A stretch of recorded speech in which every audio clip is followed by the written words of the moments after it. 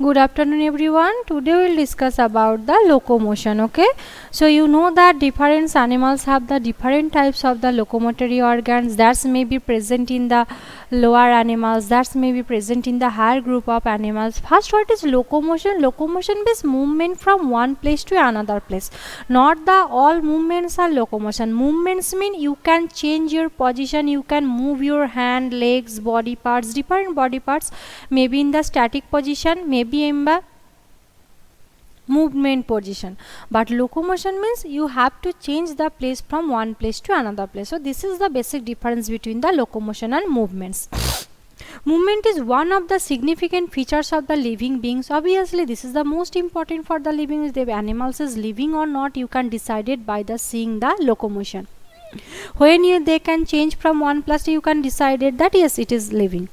Animals and the plants exhibit a wide range of the movements. Streaming of the protoplasm in the unicellular organism like amoeba is a simple form of the movements. Obviously they are very simple. They don't have the different types of the organs, different types of the complex systems that helps them to movement. Their body is minute, as microscopic. So how they contain different types of the organ system, so that is present in your body, that helps in their movement. That is cytoplasm, amoeboid movement. They change their shape and change the shape of the cytoplasm, and they can move from one place to another place by the water also. Unicellular organisms, amoeba is simple form of the movement. Movement of cilia, flagella and tentacles also show by many organs. So cilia, flagella, tentacles that are present in the different lower groups of animals, they can move through this type of the organs. Human beings can move limbs, jaws, eyelids, tongue, etc. Some of the movements result in a change of place and location. You know that when you talking to your jaws, eye blinking, that is the eye. So different organs shows different types of the movement. That is not locomotion, but by the movements of the different organs you can do your locomotion. Different movements of the limbs, hand, legs, you can move from one place to another place. Such voluntary movements are, some of the movements result in change place or location. This is known as the locomotion. Walking, running, climbing, flying, swimming are all some forms of the locomotory movements. Locomotory structure need not to be different from those affecting the other types of the movement. For example, in paramecium, cilia helps in the movement food through the cytopharynx and the locomotion as well. So not only that, all body parts include in the locomotion. That is, their lower organisms, their body contains one materials, that materials helps in their movement, that materials helps in the locomotion. So one organs helps in the both. Cytoplasm that also helps in the food movement, the cytoplasm that also helps in the locomotion, in the change placing. Okay, changing the place. In paramecium, cilia helps in the movement of food through cytopharynx and in locomotion as well. Hydra can use its tentacles for the capturing its prey, and so locomotory organ of paramecium, cilia, tentacles, hydra. Okay, and the hydra can use tentacles, capture its prey, and also use them for the locomotion. We use limbs, our hand, legs, that is change the body posture also and locomotion as well. The above observations suggest that movements and locomotion cannot be studied separately. Obviously they are not. If you do the locomotion, movement must be occur, but when movements occur, maybe locomotion may not be occur. The two may be linked by static, that all locomotion are movement, but all movements are not locomotions. Methods of locomotion performed by animals vary with their habitats and demand the situation. However, locomotion is generally for starch of the food, shelter, mate. Some need, they have their basic biological need, basic needs, for that reason they move, na? So why don't they move one place to another place if there is no reason for the movement? For their food, for their shelter, for their partner, so many things are related to their movements. Okay, so when their basic needs are required, they start to move. And suitable grounds, favorable climatic condition, and to escape from the enemies and predators. So this is the main cause of the locomotion or movement. Next type of the movements in human body. How many types? But we study about the human body locomotion. Okay, not the other animals. Cells of the human body exhibits three main types of movement, namely amoeboid, ciliary, and muscular movement. So how many locomotion you can see in the human body? That is the ciliary. Second one, amoeboid and muscular movement. You know that our body also contains some cilia, that is mainly in our respiratory tract, different tubules. So they show the ciliary movement when air passes through that, when the food particle passes through that. Their ciliary movement. Amoeboid movement, you know that the WBC phagocytosis process, they change their shape and destroy the different types of the foreign materials. Amoeboid movement, they show that. And muscular movement, our all general walking movement, that is helps in the muscles. Okay, so different organs contains different types of the cells, so that they show the different types of the movement. Some specialized cells in our body like macrophages and leukocytes in blood exhibits amoeboid movement. Macrophages means that from that produce the platelets. Macrophages is the large cells that break down into the platelets as the source of the platelets. Leukocytes mean WBC, they show the amoeboid movement. It is affected by the pseudopodia formed by the streaming of the protoplasm as in amoeba. Cytoskeletal elements like macrofilaments are also involved in the amoeboid movement. So cytoskeleton, there is the microfilaments are present, they are also show the amoeboid movement. Ciliary movement. Ciliary movement occurs in the most of our internal tubular organs, which is lined by ciliated epithelium. Coordinate movement in the cilia, trachea helps in the removing dust particles and some of the foreign substance inhaled along with the atmospheric air. Passage of ova through the female reproductive tract is also facilitated by the ciliary movement. Movement of our limbs, jaws, tongue, etc. require muscular movement. The contractile property of muscles are effectively used for locomotion and other movements by human beings and majority of multicellular organisms. Locomotion requires a perfect coordinate activity of the muscular, skeletal and neural system. In this chapter, we will learn about the types of muscular structure, mechanism and their contraction and important aspects of the skeletal system. So, the main movement or locomotion occurs mainly by our, that you cannot see the amoeboid movement or ciliary movement. You know that this type of movements occurs in our body, but when you observe your outside now. So when that is the movement or locomotion occurs the outside, that is totally mainly by our muscular system. So muscles. Muscles is a specialized tissue in the mesodermal origin. You know that mainly 3 layers in our skin are present, that is the ectodermal, mesodermal and endodermal. Ectodermal outside, endodermal midside. The mesodermal region that produce mainly the muscles that present in the middle of the layer. About 40 to 50% of the body weight of human adult is contributed by the muscles. They have special properties like excitability, contractility, extensibility and elasticity. Muscles have been classified using different criteria, namely location, appearance and nature of the regulation of their activities. Based on their location, 3 types of muscles are skeletal, visceral and cardiac muscles. You know that 3 types of muscles are present. Skeletal muscle, that is actually also known as the striped muscle, dark and light band is present, or straighted muscles. Visceral muscle, that is smooth muscles, and the cardiac muscles, the heart muscles. So 3 types of muscles are present in our body and that helps in our movement. Skeletal muscles. Skeletal muscles are closely, that is known as the skeletal muscles because that is associated with our bone skeleton, so that's why it is known as the skeletal muscle. Skeletal muscles are closely associated with the skeletal components of the body, that is bone. They have the striped appearance because dark band and light band are present, so that is striped in appearance and under the microscope and hence called striated muscles. Their activities are under the voluntary control. Voluntary control, you can stop them, you can start them. You have the control. So that's why that is voluntary control. And the nervous system, they are known as voluntary muscle too. They are primarily involved in the locomotory action and change the body posture. That helps in this function. Next one, visceral muscle.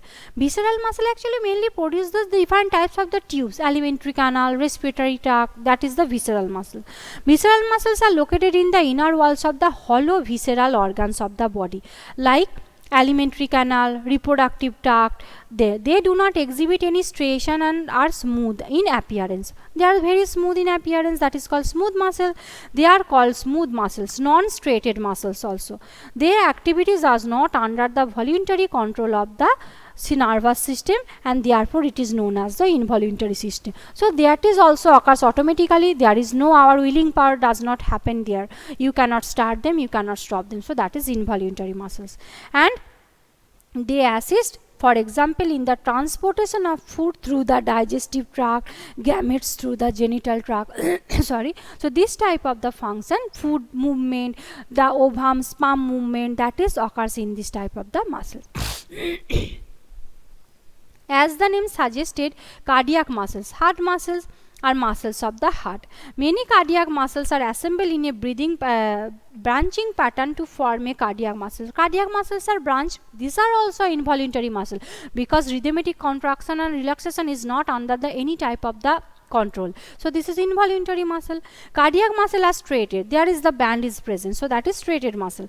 These are involuntary in nature, and nervous system does not control their activity. If nervous system does not control, you start them, stop them, that is the rhythmic contraction does not occur. So that's why they are involuntary, that maintain that rhythmic contraction.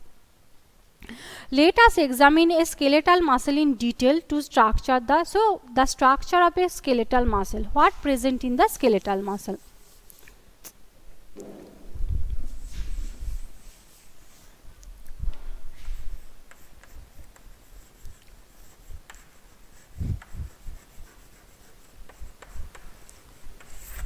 Structure of the skeletal muscles. The muscles fiber is the each muscle fiber is lined by a Each organized skeletal muscle in our body is made up of a number of muscle bundles or fasciculus that is held together a common collagenous connective tissue layer, that is fascia. So many muscles are present. So skeletal muscle, different types of so many skeletal muscles are joined by a collagen, that is fascius. Fascius is that is helps in the binding of the muscles or connecting the muscles with each other. Okay. So what is the fascia? That is the collagen protein that present between the muscle fibers or muscle bundles and that connected with the each other. Okay. Next, each muscle bundle contains a number of muscle fibers. Myofibril muscle fibers are present. Each muscle fiber is lined by the plasma membrane called sarcolemma. So just like our cell, muscles is also covered by a membrane that is known as the sarcolemma.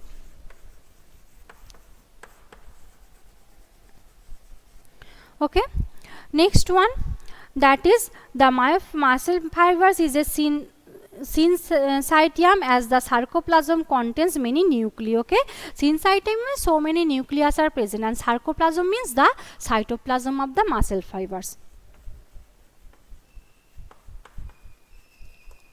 So just like the cell is also made by the plasma membrane, and then cytoplasm, then nucleus is present. Here is also sarcolemma, cytoplasm, different types of the so many nucleus, and if there is cell organelles are present, here is so many myofibrils or muscle fibers is present. Okay, this is the structure. Sarcoplasmic, the endoplasmic reticulum of the muscle fiber is stored house of the calcium ion. You know that endoplasmic reticulum that present in the cell that helps in synthesis of the protein and lipid. Sharp, rough endoplasmic reticulum, smooth endoplasmic reticulum. That's endoplasmic reticulum when present in the muscle fiber, that is the storehouse of the production house of the calcium ion. Okay. Then a characteristic feature of muscle fiber is present in the large number of parallelly arranged filaments in the sarcoplasm is known as the myofibrils or myofilaments or myofibrils. So thus filaments like structure present in the cytoplasm, that is known as the myofibrils. Each myofibril has alternate dark bands and light bands. So myofibrils are also striated, they have the dark band and light band. If you can see one myofibrils, you can see this type of the structure. There is the dark band and light band. This is dark band and light band in the middle. This type of the structure you can see in a muscle fibers. Okay, and Each myofibrils, dark band and light band is present. A detailed study of the myofibril has established that the striated appearance is due to the distribution pattern of the two important proteins, actin and myosin. This dark band is the myosin and the light band is the actin protein. So two types of protein are present in one myofibril, so that helps to appearance in the striated. The light band contain actin protein and that is known as I band or isotropic band, whereas the A band or anisotropic band contains the myosin. So this is the actin, that is isotropic band, this is myosin dark band, this is actin, okay, anisotropic band. Okay, actin and myosins are present. Both proteins are arranged in a rod like structure parallel to each other and also longitudinal axis. So longitudinal axis, you can see that parallel to each other and they can produce this type of the structure is present.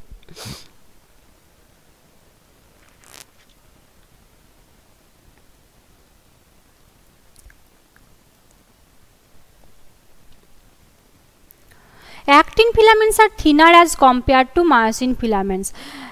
Hence, they are commonly called thin and thick filaments. So, actin is thin and myosin is thick. So, they are known as the thin and thick filaments. The center of the each I band is elastic fiber is called Z line, which is bisects this. Okay, so each actin fiber there is a Z line is present that bisect means divided into the two parts in the middle of the actin filaments that selected bisect, that is known as the Z band.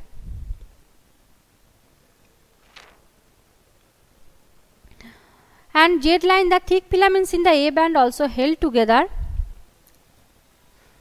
The thin filaments are firmly attached to the Z line. The thick filaments in the membrane A bands are held together in the middle of the Z band. Okay, if Z lines actually that is parallelly, I have seen the actually the muscle fiber that is present in the Z band is present in this type, and actin and myosin are present in the these lines are the Z lines, and actin or myosin just present in between this type of the parallel to the each other. Okay, so this is the known as the A band and J band, and Z lines is considered a functional unit of the contraction is called as the sarcomere. So two Z bands, between the two Z bands there is, this is known as the sarcomere, because that is the concentration and between the two Z band, this middle portion is known as the sarcomere.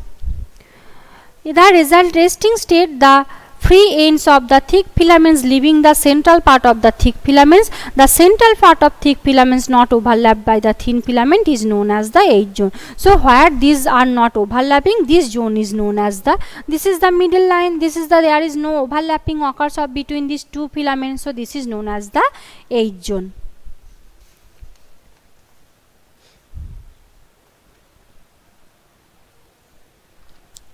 Structure of contractile protein. So that protein that helps in the contraction and relaxation of the muscle fiber, that is known as the contractile protein.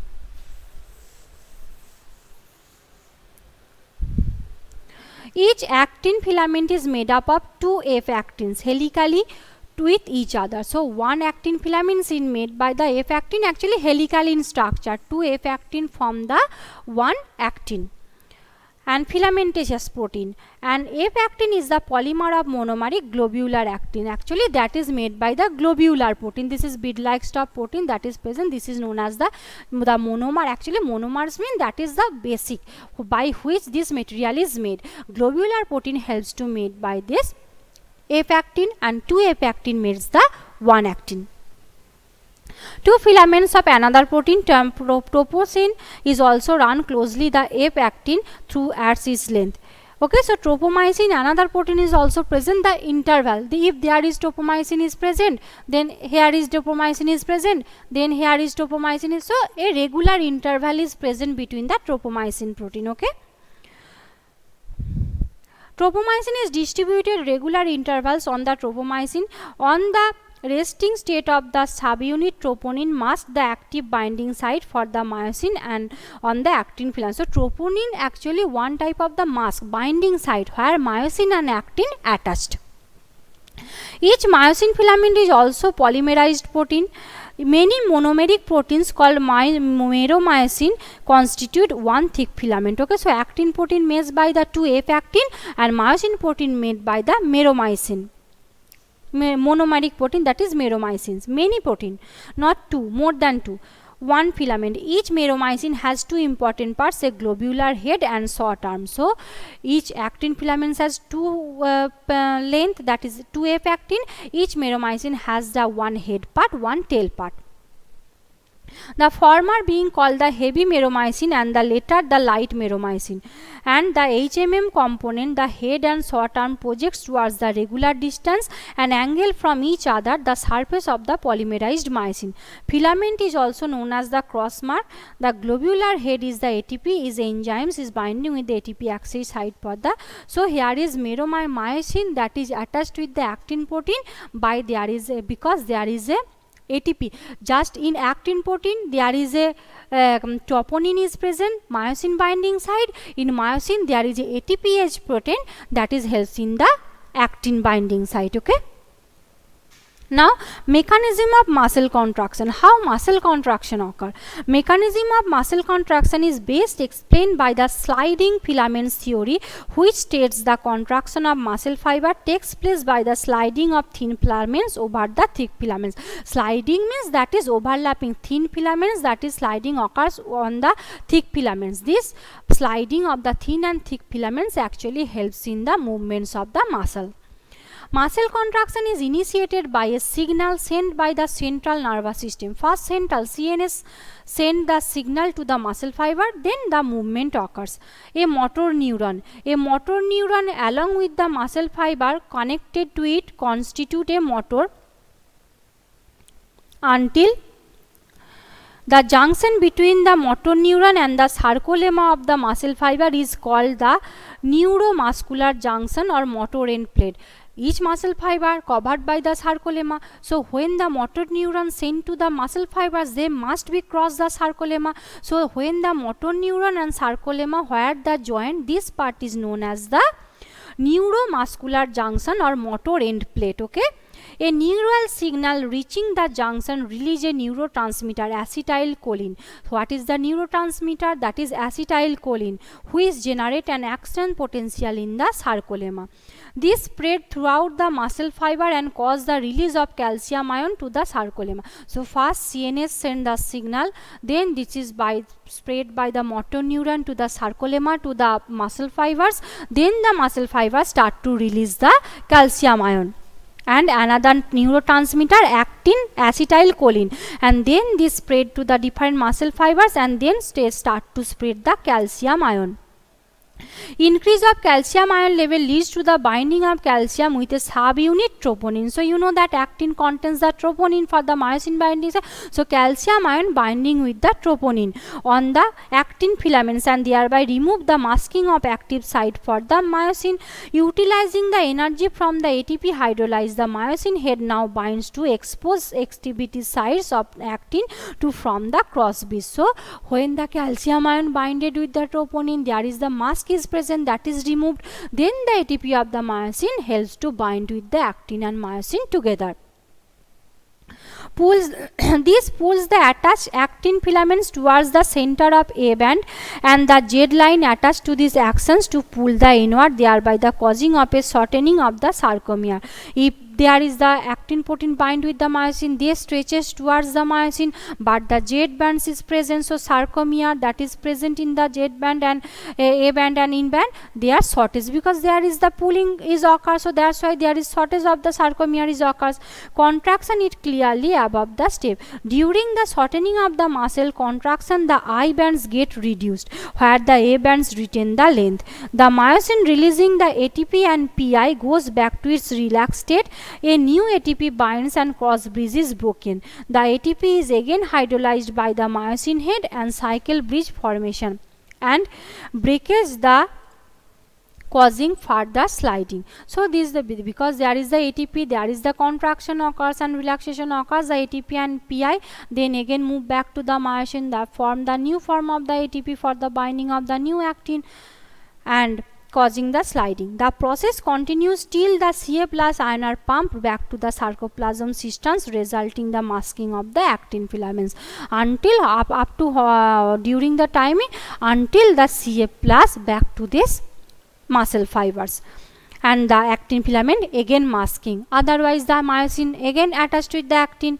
This causes return Z lines back to their original position, and that is called relaxation. The reaction time of the fibers can vary muscles. Repeated activation of the muscles can lead to the accumulation of lactic acid due to the anaerobic breakdown of the glycogen in them, causing fatigue. So lactic acid occurs because there is the glycoside, that is glycogen, that present in the muscle fiber, that break down. Anaerobic respiration occurs, so that's why lactic acid formation occurs, causing fatigue. Muscle contains a red color oxygen storing pigment called myoglobin. Okay, so hemoglobin, just like muscles, also contain myoglobin. Myoglobin contains in high some muscles which give the reddish appearance. Such muscles are called red fibers. So there is the myoglobin is present which give the red color, so that's why they are known as the red muscles. These muscles also contain plenty of mitochondria which can utilize large amount of the oxygen stored in the ATP production. These muscles therefore can also called aerobic muscles. On the other hand, some muscle possess very less quantity of myoglobin and therefore appear pale and whitish. There are whitish fibers, none of the mitochondria are present between them, but the amount of the sarcoplasmic reticulum is high, that depend on the anaerobic process of the energy. Okay, so white muscles, there is the sarcoplasmic reticulum, means they produce calcium and storehouse of the calcium, and the red muscle, there is myoglobin present, that is the storehouse of the oxygen, that is production of the ATP. Okay, this is up to for the today. We will continue the rest of the part in my next video, the skeletal system. Okay, bye everyone, stay safe, happy Diwali, enjoy your Diwali and stay in home. Okay, bye bye.